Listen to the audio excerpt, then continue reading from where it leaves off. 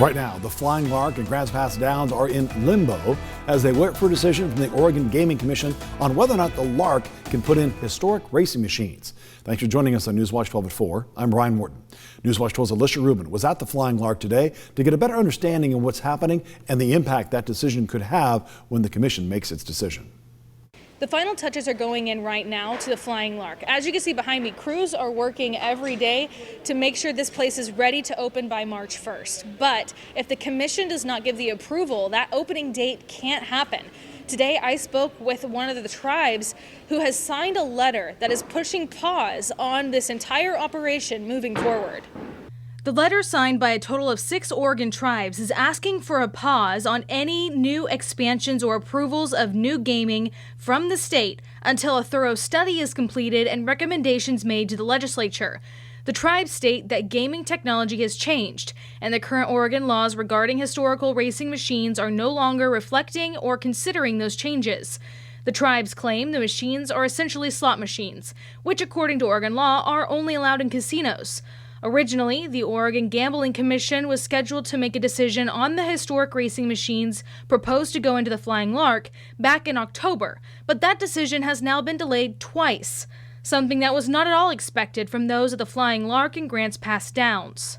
October, no big deal. November, we thought we'd get the first thing through. Then when they postponed the meeting in December, and then the feedback that we're getting from people in Salem is that we've been advised that somebody says don't let this go through. We just don't know why or how, because that was what the surprise was. The delay is leaving the Flying Lark and all of its employees in limbo.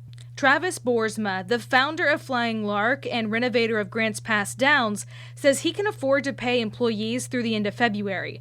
But after that, if there's no decision, it will be the end of the Flying Lark and Grants Pass Downs, potentially the end of horse racing in Southern Oregon and the entire state. So if Grants Pass Downs is not allowed to operate because we don't have the Flying Lark revenues, my strong assumption is that the fairs will be done within a year or two, so we will have no live racing in Oregon. More than 200 employees are banking on employment from the Flying Lark and Grants Pass Downs. The Flying Lark president says they don't know what they're going to do if the commission denies the request for the historic racing machines, and says that up until recently there was no concern or indication that the machines would not be allowed.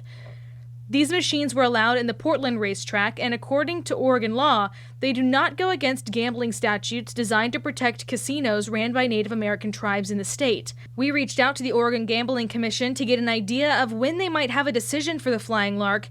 At this time of the broadcast, the commission has not returned our multiple messages. The Flying Lark is bigger than just the restaurant. This is going to impact Grants Pass Downs and a greater economic impact on the entire city of Grants Pass and Josephine County.